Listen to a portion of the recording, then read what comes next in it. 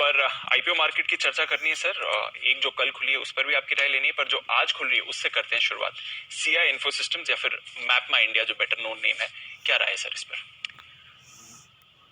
पैसा लगाना है 100%। अच्छे लिस्टिंग गेन के लिए भी और लॉन्ग टर्म के लिए। क्या कंपनी है दीप, मजेदार, जबरदस्त। आज वैसे मैनेजमेंट सुबह आएगा, लेकिन जितना मैं पढ़ा हूँ जी मजा आ गया। मतलब इनकी अच्छी चीजों में पहली चीज तो ये 3 चीजें हैं जहां पर ये मौजूद है: मास, सास और पास। मतलब मैप एज सॉफ्टवेयर सर्विस और SaaS software as a service, map as a service, software as a service और PaaS platform as a service. इनके 3 मुझे बहुत मजा आता है ये नई नई कंपनियां पढ़ने में, इतना सीखने को मिलता है, नए नए शब्द जानने को मिलते हैं।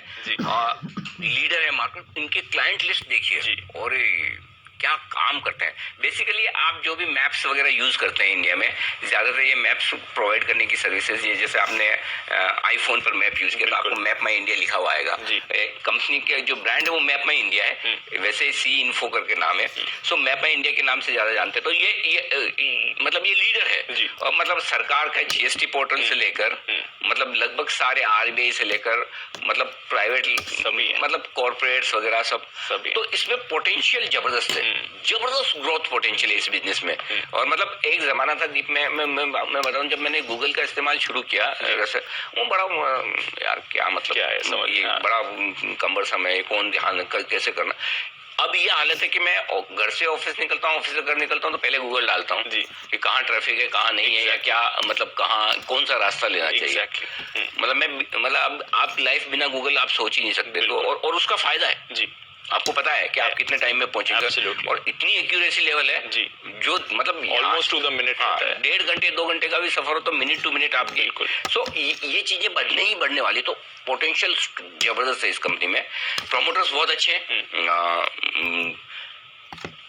आमतौर पर नए जमाने की कंपनी है ना, एक ही समस्या है, बहुत पैसा उड़ाती है, कैश बर्न करती है, लॉस करती है।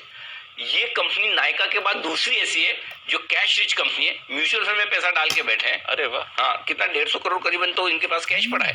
पर शेयर 20-25 रुपए, कुछ 35 रुपए कुछ कैश है इनके पास में। अच्छा खासा कैश है, डेट फ्री कंपनी है जी, फ्री कैश फ्लोज है। सो कोई हिसाब से कहीं कोई समस्या, एसेट लाइट मॉडल है जी, खाली एम्प्लॉइज हैं बिल्कुल, टेबल कुर्सी और कंप्यूटर और एम्प्लॉइज बस, आईटी स्ट्रक्चर। सो हर तरह से बहुत बढ़िया कंपनी। ये हो गया। नेगेटिव क्या है? एक चीज नेगेटिव है जो बड़ी है, वो है साइज बहुत छोटी है इसकी। मतलब आप देखिए कुल मिलाकर मार्केट कैप होगा इसका 5,500 करोड़ का, इश्यू 1040 करोड़ का है, रेवेन्यू खाली 150 करोड़ का है।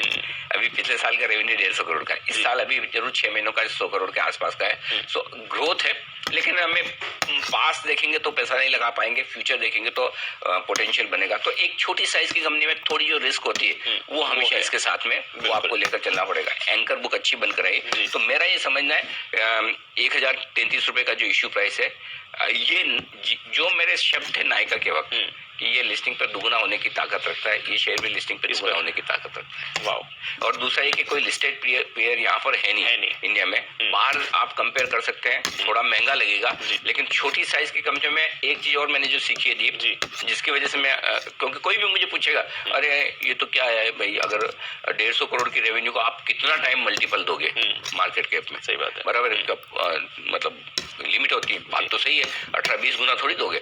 लेकिन छोटी कंपनी साइज की कंपनियों में एक चीज देखनी बहुत जरूरी है, और वो ये है कि आप उसका बेस छोटा है, उस पर ग्रोथ के स्कोप ज्यादा है। समझिए 150 करोड़ की कंपनी 2 साल में 300 करोड़ की हो जाती है, जो कि बड़ी बात नहीं है जी।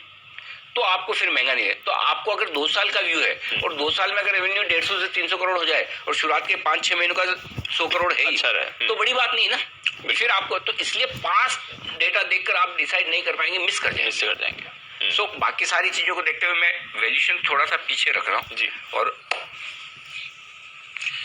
आप ये रिसेंट आईपीओज में जो आपकी कुछ चेकलिस्ट मैंने ऑब्जर्व करी है, सारे टिक कर रहा है उस हिसाब से। हाँ, ये सारे टिक। और I am sure corporate governance से रिलेटेड भी कोई इश्यूज आए नहीं है।